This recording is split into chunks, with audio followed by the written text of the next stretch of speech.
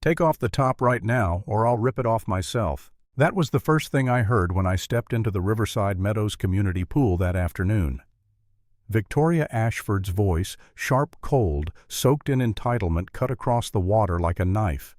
And there in the shallow end was my niece Emma, frozen in fear, while 30 strangers stared at her like she'd done something unspeakable. I didn't know it yet, but that moment, that split second, was the beginning of the end for Victoria. I wish I could say I reacted instantly, that I leaped into some heroic mode, but the truth is, I stood there for half a second in disbelief when I saw her, a full-grown woman, the president of our HOA, grabbing my 15-year-old niece by the arm and yanking her swimsuit strap down. Emma screamed, not from pain, from sheer humiliation, and everyone watched. Everyone. No one stepped in. I dropped the grocery bags I was holding. They rolled across the concrete while I walked toward them, slow and controlled, because if I didn't keep myself controlled, I was going to do something I'd regret. Victoria glanced at me like I was an inconvenience, some nobody in work boots and a discount polo.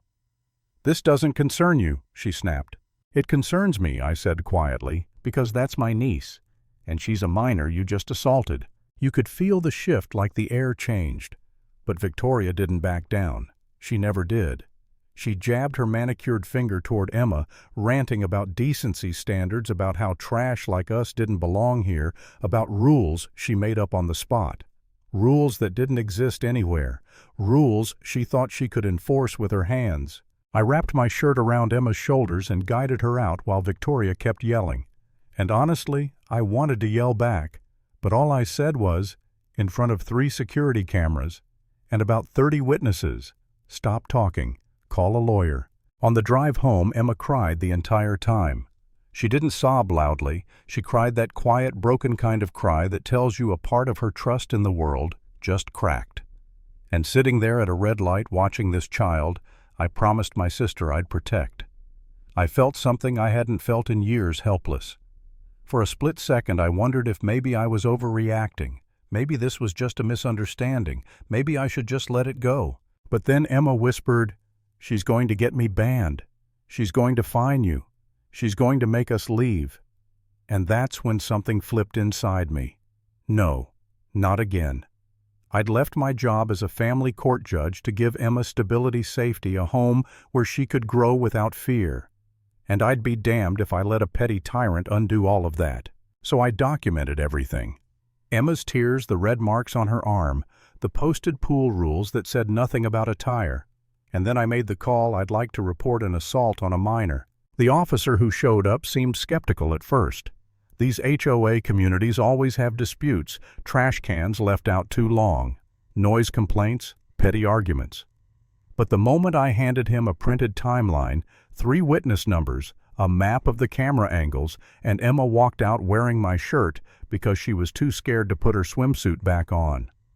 Well, something changed in him. He listened.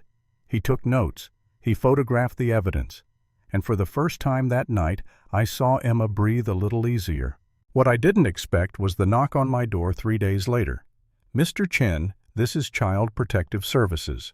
We received a complaint about your guardianship of Emma." Victoria had attacked from another angle, and not a small one. CPS. She tried to take Emma away from me. I don't embarrass easily, but when that investigator stood in my living room flipping through her file with that neutral expression, they have the kind that hides whether they think you're innocent or dangerous, I felt something inside me collapse. I'd spent years protecting children in courtrooms, and here I was being accused of failing my own.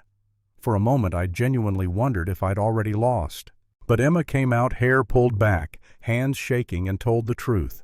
And our home spoke for itself, clean, organized, full of her awards, her drawings, her therapy schedule on the fridge. By the end of the interview, the investigator wasn't neutral anymore. She was angry. Not at us, at Victoria. She closed the case on the spot and said, "I'm filing felony charges for a false report." Just like that, the tide shifted. Then neighbors started showing up, some with apologies, some with statements. One with a recording of Victoria calling, demanding he retract his witness account. And then the twist I never saw coming, a neighbor recognized my name. "Wait, Marcus Chen, Judge Chen. I hadn't told anyone. I didn't want Emma living in a house where her identity was overshadowed by my old career. But once that detail surfaced, things moved fast. Word traveled. Suddenly, everyone who'd been afraid of Victoria wasn't afraid anymore. Her power came from silence, ours specifically, and suddenly, no one was silent. 9 days after the pool incident, the prosecutor called, "We're filing charges this morning. 3 counts, 1 felony." And then came the arraignment. Emma insisted on coming. She stood beside me in a navy dress she picked out herself, shoulders tense but chin up. Victoria walked into the courtroom looking smaller than I'd ever seen her. Her lawyer did all the talking. She couldn't even raise her eyes. When the judge ordered her banned from the pool, the clubhouse, every community facility, the very kingdom she'd ruled, I felt Emma exhale. She didn't smile, but I saw the weight lift off her shoulders. Still, that was just the beginning. The motions began next, her attorney trying desperately to suppress the footage to question witness credibility to change the venue. Every request shot down. Every hearing tightened the noose. And I'll admit, watching her empire crumble piece by piece was satisfying. But satisfaction wasn't the point. Emma was the point. The HOA finally held an emergency vote. 78% of the community voted to remove her. The decency rule she'd used to justify her assault, turns out she fabricated it. Never approved, never documented. It was gone within hours. The best part, Emma started healing. Slowly at first, then faster. She joined mock trial at school. She wrote pages for her victim impact statement. She stopped flinching when the doorbell rang. She laughed again.